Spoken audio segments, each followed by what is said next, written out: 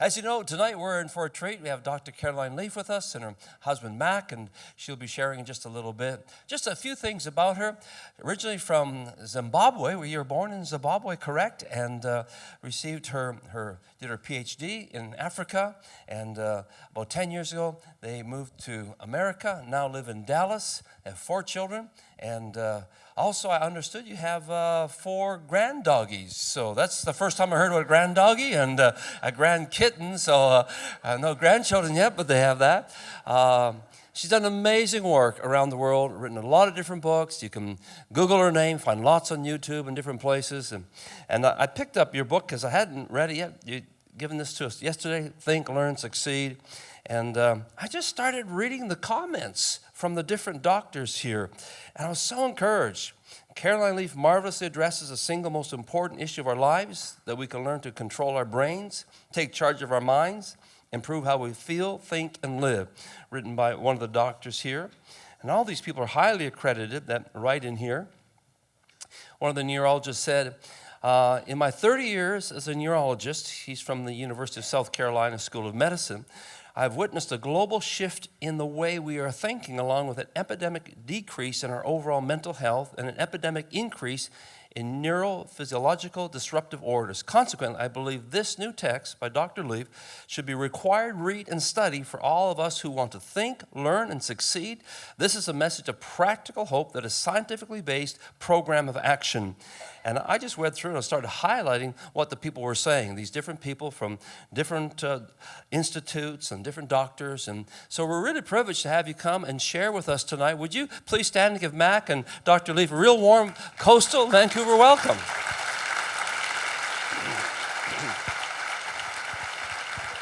So good to have you. Yes, thank you. Thank you. Yeah. Thank you. You may be seated. Thanks. Yesterday, when we started speaking, we really felt honored to be back at this church again. It's our 4th visit, and it's always nice to be re-invited. So something went right the previous times. We speak around the world, and you live in a wonderful city, Vancouver. Last night I told a funny about Einstein, and tonight I was going to tell you about this other pastor who announced to all the people while he was preaching that afterwards he's going to have a meeting of the board. So afterwards, the meeting was in his office, and there were some strangers in there, and he said, this is going to be a meeting of the board. So the one person said, well, I'm just about as bored as everybody else here after your preaching, so I hope you won't be bored tonight. Okay, in terms of the books and so on, we sold out last night, so you're going to have to get on the internet and things like that, or else find it in your local bookstores. There's lots of different books over here. So thank you very much for coming tonight. I appreciate it all. And for yours that don't know me, I'm Big Mac, married to the brain 31 years, and I'm the subject of most of the books, if you do get any of them. Thank you.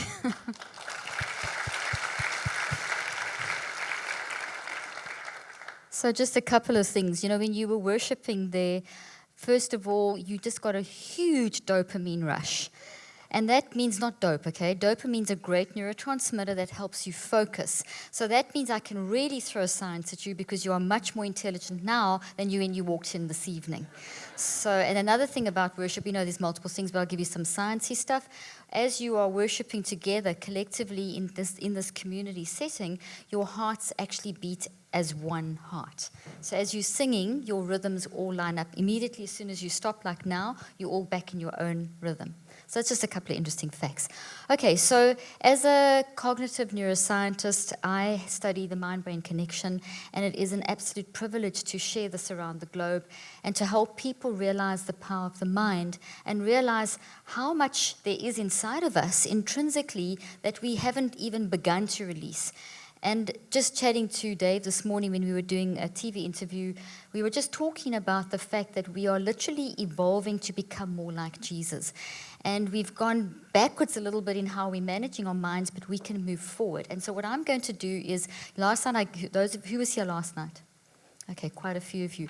So for those of you that weren't, the lecture that I gave last night, it's in, you will find a lot of these concepts, obviously from my books, but you can also find on YouTube and podcasts and all kinds of things. And I do all kinds of podcasts for things like panic attacks and how to manage, help your teenager and how to deal with anxiety and all kinds of things. So all the work that I do, I've broken down into manageable chunks as well in my books, DVDs, online programs and apps and all that stuff to help you. And I say that to say, I give you a lot of information when I talk, as you noticed last night, and those of you that have heard me speak before. But you need to realize as you listen that you are actually very brilliant. And as you rise to the challenge of hearing what I've got to say, you are stretching yourself and expanding your intelligence and growing your brain as you're listening. I also start off slowly, get excited, and speak faster and faster. And then I remember to slow down. But the research actually shows that when you listen to someone speaking fast, your brain speeds up as well. So have an expectation that you're going to get as much as you can out of this information. And I say expectation because I'm going to teach you about the expectation mindset tonight. In fact, tonight's talk is going to be about mindsets and what they are and how we need to renew our minds to the correct mindsets. So the first slide you'll see coming up is basically a very powerful statement and something that you need to really assimilate and absorb. It is how you understand and use your mind is predictive of how successful you will be. A simple but very profound statement. How you use your mind is going to determine the level of success. Everyone's success is different. There is no formula for success. Okay, except if you want to think using your mind as a formula, but formulas are very predictive. This is a concept. Using your mind is something you're using all the time. You can never not use your mind. You're always using your mind. You're alive. When you're dead, well, you use your mind differently. Okay, but you're using your mind all the time, 24/7. And your mind is not your brain. Your mind is separate from your brain. Your mind works through your brain.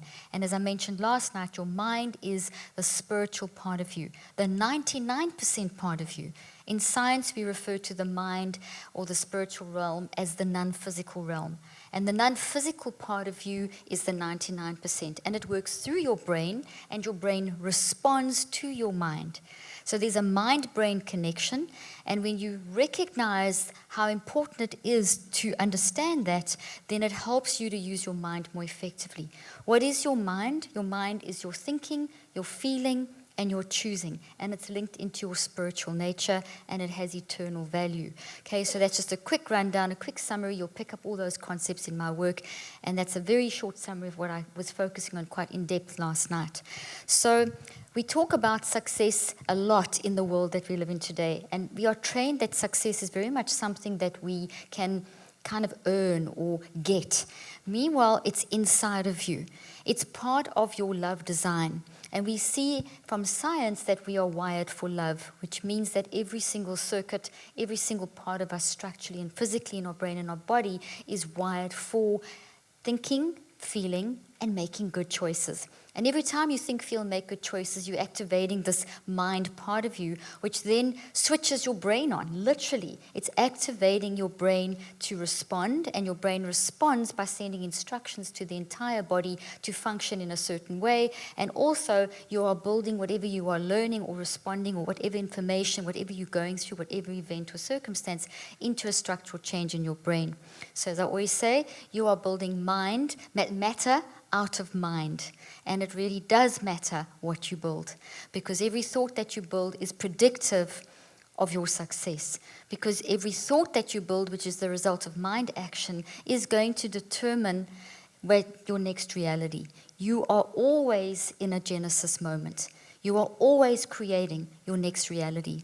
And for that reason, it's vitally important to understand mindsets.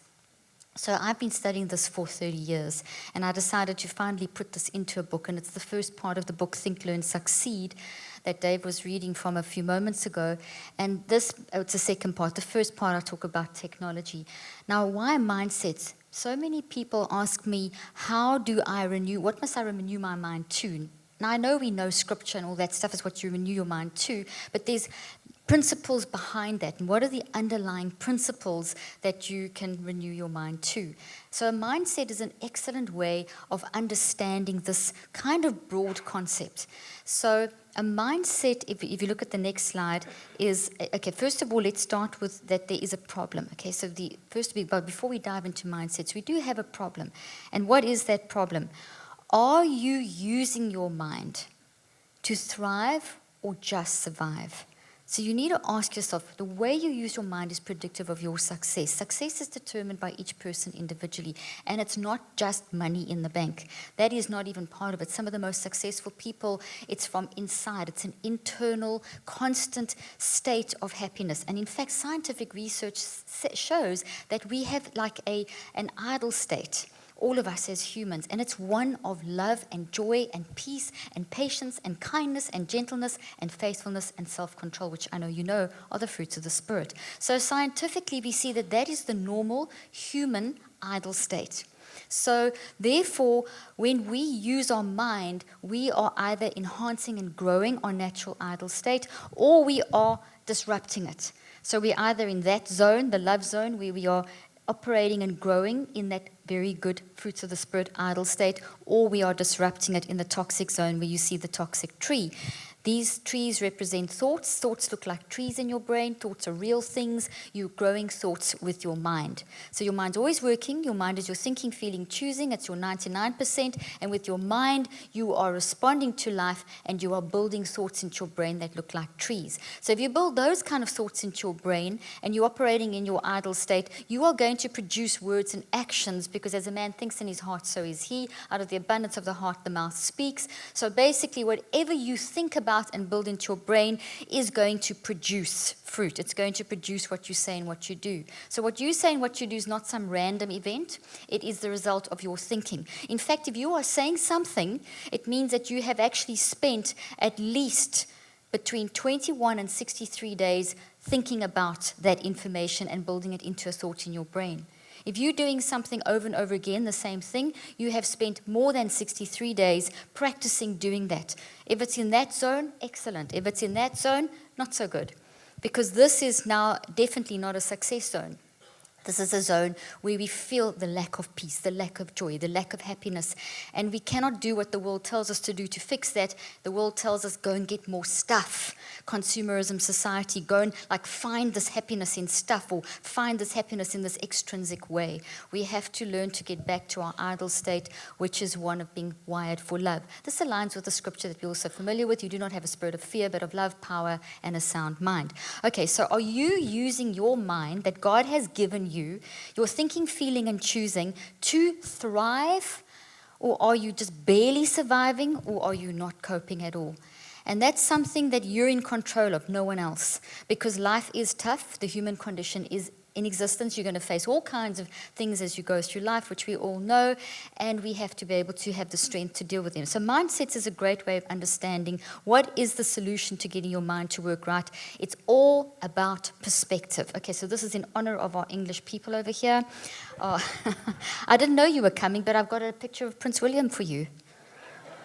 Okay, so this is an amazing photograph. Okay, this is the same photograph. It's not two different photographs. It's one photograph taken from two different angles, two different perspectives. And the point I want to make is that your perspective, which is how you are thinking, feeling, and choosing in any one moment, is either going to put you in the toxic zone, the top picture, or it's going to put you in the non-toxic love zone, which is the other bottom picture. So the bottom picture was the correct one. That's what the poor guy was doing. But that other angle showed a different perspective and showed a different story. And what we see from scientific research is that your perspective towards something, about something, shifts your entire neurophysiology, which is brain stuff, and your body physiology. So you completely shift. And we're looking at this now. I do clinical trials with various different doctors, as I mentioned last night. And we are looking at how when we shift our perspective, one of the things, we're looking at multiple things. We are looking at how, when you shift your perspective, how this negatively influences your brain and your blood and your cortisol levels and your DHEA, even your telomeres. Anyone know what a telomere is? Okay, you got chromosomes. You all know what chromosomes are. Okay, you all know what DNA is. Jurassic Park, you watch Jurassic Park? Okay, DNA, chromosomes. Okay, chromosomes have they're little crosses. They contain your genetic information, and they have little socks on, like shoes. You know, when you put shoes on, you put your socks on first. So these telomeres, every day they are doing, when your cells replicate themselves, these little telomeres change shape. And if they get too short, too quickly, it increases your vulnerability to disease and ill health and mind challenges and so on. So what we see from the scientific research is that when you are in a toxic state, when you are operating out of your idle rate, in other words, when you are thinking, feeling, and choosing without accessing the wisdom of God, without stepping into connecting with the Spirit of God, because you can at any point choose to disconnect. And you may think, how? Through your choices. If you are shouting at someone, if you're fighting with your husband or wife, if you're being jealous or envious, you've definitely disconnected for that moment. And in that moment, what you've done is you've changed your neurophysiology. You've got the wrong perspective. You've affected your telomere length. And if you stay in a toxic state, you will have shortened telomeres, and that will increase your vulnerability to disease. I mean, we see a multiplicity of different effects in the brain and the body, because the brain and the body simply respond to what you are doing with your mind. Which brings me back to the first statement, which was, you are as successful as how you use your mind. Which brings me back to a scripture, and I think it's 1 John, that I pray that all will go well, that your soul will be well. Soul, mind, spirit, things will go well when your mind is right. And this is why we are instructed to be in a process of renewing our minds. Okay, renewing is not an optional Monday you do it, Sunday you don't, Wednesday you do it, whatever. It's not, it is a constant lifestyle. And we often talk about prayer, and I believe that renewing of your mind is a form of prayer, because it means that you're constantly self-regulating. Socrates once said that the unexamined life is not worth living. And this is what we need to recognize. Our lives need to be examined. We need to be examining our lives, and that is exactly what the scripture bring all thoughts into captivity to Christ Jesus. All thoughts into captivity means that you are self-examining. What am I thinking about? How am I responding in this situation? How am I feeling at this moment? What is the choice that I'm about to make? What is the choice that I have just made? How can I rectify that quickly? Because that's changing my physiology, and it's going to produce actions if I allow myself time to keep thinking about that, and then it becomes a long-term memory, and before you know it, it becomes a toxic habit over 63 days. So we can't just randomly let thoughts just wander through our mind. We need to learn to bring all thoughts into captivity. So therefore, one of the ways you can do it, and I have multiple teachings and I can't fit it all in now, but I'm going to tell you one of the ways to help you train your mind to keep renewing your mind constantly and get the right perspective, is to start understanding the concept of mindsets. Okay, so what is a mindset? A mindset helps you see the power of perspective. Remember the picture of Prince William? Okay, how you look at something is very powerful. Are you looking at it like this? I was going to do my finger, but I thought I can't do that finger in church because I'm getting filmed at the moment. So you remember the picture. Are you looking at it from this angle, or are you in perspective, or are you looking at it from this perspective? So healthy or toxic. So mindsets help you see the power. So a mindset helps you self-regulate. It helps you become this self-examined person. It helps to train you and discipline you to bring all those thoughts into captivity. Let me just underline, bold, cap, all. Bring all thoughts. You think about 8,000 to 180,000 thoughts a day. We don't know, we guess as scientists, but we know it's a lot. It's not less than 8,000. It's probably closer to around about 25,000, 30,000 thoughts a day.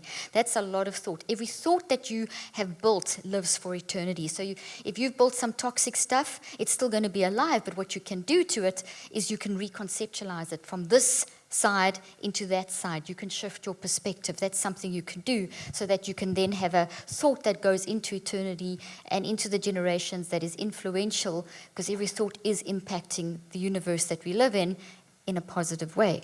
So you have this power with your mind. So by understanding mindsets, it gives you a little bit more insight. So the correct mindsets are integral. Are these slides all coming out? Yes, good. Okay, the correct mindsets are integral to succeeding in schoolwork and life.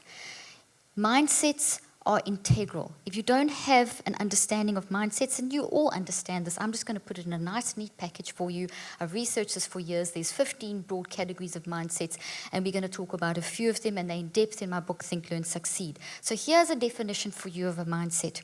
A mindset is an attitude or a cluster of thoughts with attached information and emotions that generates a particular perception. Okay, so let's talk about that from the imagery on the stage. So thoughts are real. They look like trees. You build them every day. Okay, every time you're building them right now at 400 billion actions per second, my words are becoming physical protein-like tree-like structures inside of your brain. That's how brilliant you are. You're in a genesis moment at the moment. So you're growing your brain. You're changing your brain. And you decide what it looks like. You decide on the perspective. Okay, so every thought that you build is the result of thinking, feeling, and choosing. 3 things, which is mind in action. So these 3 things, that means that my resultant thought that I build and that you build contains information and emotions, the results of your choices. So it doesn't just contain information, it contains emotions. This side, it's healthy emotions. This side, it's toxic emotions. And I just throw this in because very often I hear in the churches, and it drives me crazy, I hear people saying, don't follow your emotions. I'm thinking, oh, okay, I never saw Jesus emotionless once in Scripture. Emotions are very important part of you being a human. They color life. They give you an understanding. They help you with your perspective. They are vitally important. They help you experience life. If you were emotionless, it meant that when your children were born, were you just feeling nothing? When something happy happens in your life, is that bad? That's good. That experience, God has given us the gift of emotions to experience the beauty and the magnificence of life. Emotions in this zone are very healthy. They cause all kinds of neurotransmitters and all kinds of things to flow through your brain to increase your brain health, which is always a good thing. Okay, so mindset is an attitude. It's an attitude. This has got this has a mindset. This is a good one. This has got information and emotions, and anything in this zone is a healthy mindset. This would then contain toxic information and toxic emotions, and therefore would be a toxic mindset. There are 15. The 15 mindsets that I'm going to talk about, you should put on like you put your clothes on in the morning. So it's a really good idea to memorize them and understand them. And in the book, I have a whole lot of little activation tips that you can do to learn how to use these mindsets in your life. Now, you might be thinking, how am I supposed to remember that? Well, just the challenge of understanding them and learning them is good because it means you're building your brain, and you're supposed to build your brain every day. You're intelligent. If you don't learn something new every day, you are building toxic, you are going to have a residual toxic waste in your brain when you go to sleep at night, which will affect your sleep, and it will affect your mental health and increase your vulnerability to disease. You are designed and structured to learn every single day. Are you studying and learning something new with depth every day? I talk about that in Think, Learn, Succeed as well. Specifically in the third part, I give you the technique of how to do it. I spend at least 2 hours a day, sometimes more, on learning. And you say, when? I'm busy all the time. I fly around the world 70% of the month. On top of everything else that I do, if I'm standing at an airport, I don't just stand at the luggage control. I'm studying something, I'm reading. I've trained myself because I know how good it is for my brain, and I know how good it makes me feel. So that's just an aside thing for you. So in learning these, remember, you're building your brain. So everything I teach is going to have multiple effects. Here you're sitting already more intelligent. I'm telling you that if you study this stuff, you're going to increase your intelligence even more. And I'm teaching you about how to do all these great things about renewing your mind. Triple whammy. Isn't it good? Aren't you glad you came tonight? Okay, so let's talk about the mindsets. There's 15 different mindsets. These are not completely, I'm sure over time there are more, but these are the ones I've studied for 15 years and put together research around these. And these mindsets, as I said, are clothes that we wear. So just to give you a broad picture, then we'll explore a couple of them just because we don't have time to go through all of them. But essentially, when I wake up in the morning, the first thing that I do is I put on my thinker mindset. So the thinker mindset, so let's have a look what the thinker mindset is. The thinker mindset is when we apply our intellect and we think things through deeply, when you think to understand, when you ask, answer, discuss, when you take the time to actually process information. So it is switching off to the external and switching on to the internal, where you don't just let information flood your brain, but you actually do something with that information, where you become selective about what you are going to focus on. We're not all supposed to remember everything. You do forget. It's very normal to forget. Isn't that great to know? It's very normal to forget stuff. I have a whole section on memory in my books as well as Think, Learn, Succeed. There's a whole updated section on memory, and it is very normal. In fact, if you try and remember everything, you damage your brain. So you follow your interest, and where your interest goes, that's what you should be thinking about. And challenge yourself too. So even if it's stuff that you maybe didn't know much about, but it's something that you have an interest in, well, pursue it. Maybe for an exam, maybe for a degree, maybe just for interest's sake. It is keep thinking about things very deeply. Don't just scroll through Instagram. Stop and don't just scroll through Twitter and Instagram. If you find an interesting article, grab that article and read the whole thing. Think about it to understand it. Okay, so basically when you go into the thinker mindset, what you are doing is you are training yourself to look at information in a different way. You are relatively free when you are in that state from external influences. And we see from brain research, it's vital that you have periods of time during the course of your day where you do this. Now, what I always recommend from the research I've done and the research of my colleagues and in this field is that you should have at least one 15-minute period during the course of your day, or if you have to split it up into 3 5-minute periods, where you literally go into daydream state. Daydreaming is excellent for your brain. Daydreaming enables you to switch off to the external, switch on to the internal, and start looking within to learn to self-regulate. When you do this, you reboot the networks of the brain. You also give the brain some very vital and much needed rest. Your brain is only part of the 1% physical part of you. It is incredibly powerful, but it is not as powerful as your mind. And your mind is very busy. All minds are busy. We're designed to do busy well. We are brilliant as humans, okay? Made in the image of a brilliant God. But your brain can't take all your brilliance. So you have to give your brain a rest. And that's why we need to sleep. And a lot of people are battling with sleeping issues because they haven't rested the brain sufficiently during the day. We also have a bunch of chaotic thoughts going through our head, or a bunch of intrusive thoughts, or a bunch of toxic thoughts. And when you take these moments to daydream, boy, do you get insight into those things. So it's very informative as to where your mind is going. So another point about this is they did a very interesting study. It was done with University of Virginia and Harvard. And this study, what they did was they took people from the ages of 18 years through 77 years, and they put them into a room. And in that room, there was only nothing. Themselves on a chair. Nothing, no cell phone, no iPad, no computer, no books, just themselves. And the instruction was to think, daydream, close your eyes, switch off. And they only did it for 16 minutes, and 54% of people were literally traumatized by this.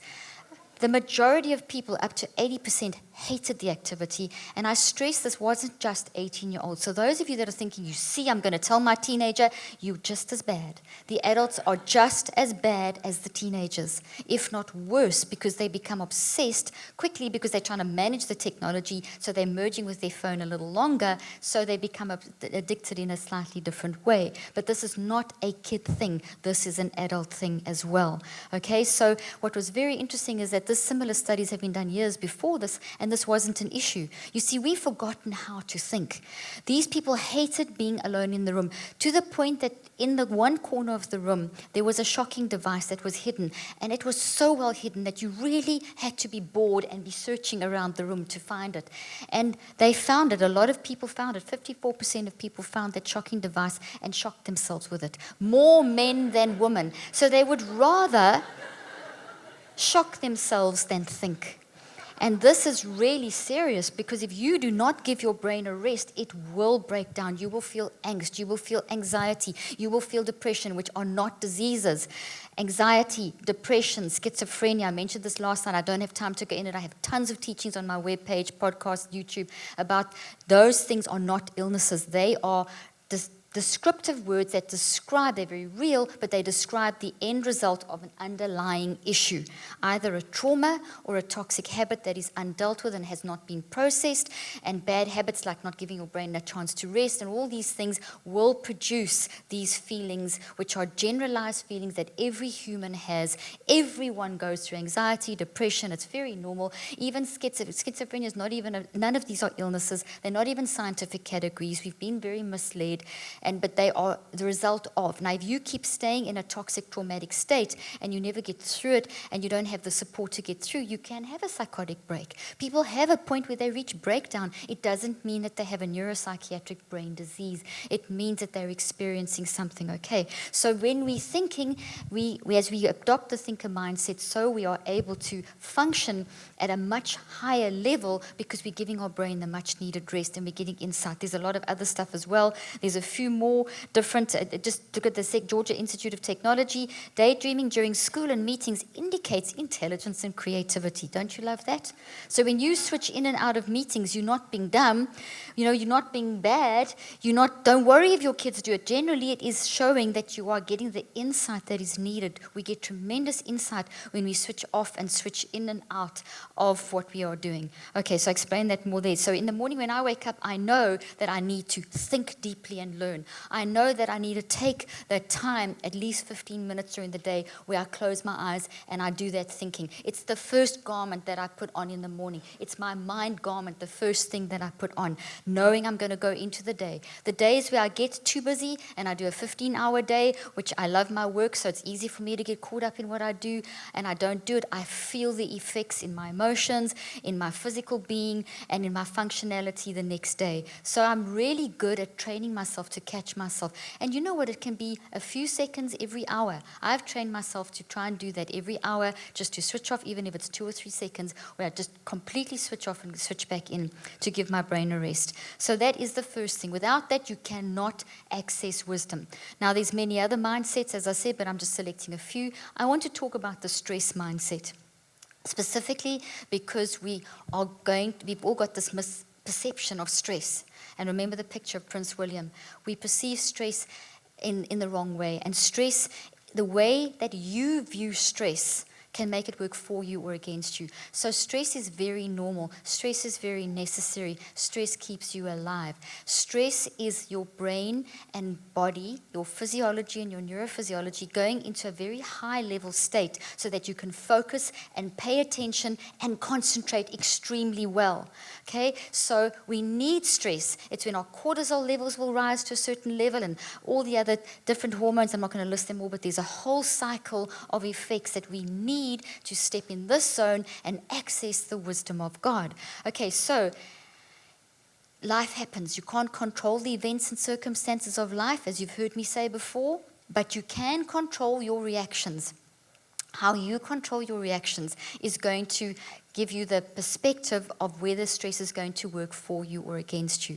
There's so much misinformation out there about stress. The minute we say the word stress, people immediately think of something toxic. In fact, research shows that if you just say the word stress, like when I threw it out there, just when you saw stress mindset, immediately your body would have responded in a physiological way. You would have immediately got maybe slightly hyped or anxious or whatever. And very possibly, depending on how much you understand about stress, very possibly the majority of this room got slightly toxic for a moment. So now what you need to understand is that just by understanding what I'm saying, we know that stress is good for us. So when you're in the events and circumstances of life and the pawpaw hits the fan, do you use that term here? Do you know what that means? Well, you can imagine. When the pawpaw hits the fan, everything goes crazy, okay? So that's a very South African term. And basically, it's a really descriptive term because that happens quite often during the course of our lives. And things might not be so bad during the day, but it varies, okay? So when we do that, we are facing maybe a more challenging version of stress. But just waking up in the morning and reading an email, talking to your spouse, talking to your kids, that's also stress. It's not bad. It is an alert state. Stress is a state of being alert and focused so that you can make decisions, that you can choose to react in the correct way. The misinformation about stress is that stress is bad for you, cortisol levels are bad for you. If you don't have cortisol, by the way, you will actually die. So you do need cortisol. But we think, oh, the stress chemical, cortisol. So we've got this thing knowing that stress is bad for us. So the second mindset that you should put on, well, I mean, not necessarily in this order, but one of the mindsets you should put on in the morning is that you are going to face stuff today. And that when you feel the heart pounding, the adrenaline pumping, you mustn't panic. Because if you think, oh, I'm in stress, this is bad for me, the minute that you think that, you have made your body work against you instead of for you. Let me stand in the toxic zone, in the fear zone over here. So what happens when you do this? I mustn't feel like that. You know, the heart pounding, adrenaline pumping, muscles tensing, face maybe slightly flushed. The minute you feel that, and if you think, oh, this is bad, this is negative, this is going to be bad, and you start saying those things in your mind, what you've done is you've caused the blood vessels around your heart to constrict. And now there's less blood flow to your brain, which means you're not going to think very well. There's less oxygen in your brain, which means you're also not going to think very well. You're not going to have much clarity or wisdom or be able to connect with the Spirit of God where wisdom resides. Okay, so that, and then there's a bunch of other things that go wrong. 1,400 neurophysiological responses and physiological responses will go cuckoo in your body, will go crazy in your body. And your body starts working against you instead of for you, simply by you thinking that. But if you go back to the situation and you get that phone call or you get that email or you're in that meeting or that next thing happens, whatever, you're in traffic, whatever it is, and instead of saying, whoops, heart pounding, adrenaline pumping, negative, you say, great, thank God I'm in stress. Whoops, you're in the zone. And now it works for you. And now the blood vessels around your heart can dilate. So now you have more blood flow to your brain and more oxygen to your brain. So guess what? You now have clarity of vision. You can think things through. You can freak out in the love zone, like I spoke about last night, which means you can scream, shout, do whatever it is that you do, but there's a sense of peace that intrinsic idle state can be maintained. And you can start seeing clarity and a way forward. But that is up to you. The way you perceive stress is going to determine if you make your body work for you or against you. So in the morning I wake up and I put that on too. And I know today is going to be filled with whatever. So I know that I need to, the minute that I feel that, I use those feelings in my body to work for me so that I can think straight, so that I can have the right answers for that situation. And yes, it's tough. Yes, it's hard to get there because we've been so conditioned to fall into the negative zone. We have so much misinformation thrown at us that we think that that's the norm, that we must start panicking. Well, don't. Now you're learning something new. Okay, so changing your attitude to stress is essential to a healthy mental self-care regimen. What I'm really teaching you in Renewing the Mind and all the stuff I teach is mental self-care. If you follow me on Instagram, you'll see that 3 or 4 times a week or 5 times a week, I put up mental self-care tips. And these are these concepts to help you to put these into place. Renewing your mind, Romans 12:2, bringing all thoughts into captivity. Think on these things, good, pure, wonderful, true, etc. All this is mental self-care. The Bible tells us the story, science tells us how. I am telling you how to make that part of your life. Okay? And it's mental self-care because you are as successful as your mind is under control. So put on that stress mindset in the morning. Worrying about the effects of stress will actually put your body into toxic stress. Okay, don't have time to go through that third slide. Let's talk about the possibility mindset. Okay, the possibility mindset is fascinating. Every morning when I wake up, I put this on too. What it is seeing multiple possibilities in situations. You see, we live in a world that is so goal-orientated. I hate goals. I don't believe anyone should do any goal training. I think you need a vision, and then I think you need to have a process that is open-ended because you do not know exactly how things are going to play out. You need to be clear-minded so that you can bring every thought into captivity, which means you can constantly access the wisdom of God, which means that you're being very deliberate and intentional about living a self-regulated life, or as Socrates said, an examined life. Okay? So in other words, possibility mindset, when I put that on in the morning, I know that, okay, this is my plan for the vision for the day, what I've got to achieve, which is part of a bigger vision, and I will open the door to potential changes along the way. I enjoy the process while I'm going through it. You see, we live in a world of probabilities, and in this zone over here, all of these probabilities exist as evidence and substance already in ingredient form as it says in Hebrews 11:1. Why ingredient? Ingredient implies you've got some work to do. When does it ever say that just believing in God is going to have all the solutions like off pat? You have to do a lot of work. And work means that you have to use your brain, use your intelligence. You have to find solutions. There's a process. It's not the walk in a park when you become a Christian. Actually, that's normally when the problems start, once you start getting insight into wisdom. Then you start seeing how much wisdom you didn't have. And all that. So we need to realize that there's a huge amount of existing possibilities in ingredient form. And if you embrace life and embrace the possibilities as you go through your day, you're not going to be thrown off course by, okay, this is my day, this is my goal, this is how it's going to work out, and none of it happens. And you don't know where to go because everything that you planned has not panned out for the day or for the week or for the month or for the year or for your life. And you're completely thrown off course and you become whiny, moany, complaining, victim mentality. It's this one's fault, it's that one's fault. And that will keep you stuck in guilt and shame and condemnation. And you can get into really negative cycles. And then you wonder why you're sick, why you're feeling depressed, why you're feeling anxious, etc. You see, we are very quick to say, oh, now I've got an illness when you feel anxious and depressed. Meanwhile, what we need to do is grow up and actually say, hey, what am I doing with my life? Am I sitting there whining and complaining because maybe I haven't quite coped with the changes in the course of the day, or things are not going the way I wanted it, or something, whatever it may be, or I'm not dealing with this or dealing with that? We need to be self-regulated. We are called. What do you think bring all thoughts into captivity means? If you are thinking somewhere between 8,000 and 180,000 thoughts a day, that means, according to scientific research, you are supposed to be consciously, deliberately, and intentionally monitoring your thinking every 10 seconds, which means you, as I said this last night too, and it's one of my favorite things to say, because it means that 6 times a minute you should be consciously having a conversation with the Spirit of God, which is what we say in Christianese, and in science we say you should be constantly accessing the wisdom that is in the gravitational fields of space, which has been mathematically calculated. Isn't that amazing? God gives us all the science that confirms all the scripture that we understand and the principles of scripture. So basically, living in the world of probabilities with creative power in our minds means that we can design blueprints of all these possibilities. You just have to unlock it. There's work you have to do. No one is going to hand it to you on a platter. As I always say, God doesn't give you a baked, organic, sustainable, local farm-to-table cake with organic ice cream. Just a little dig there.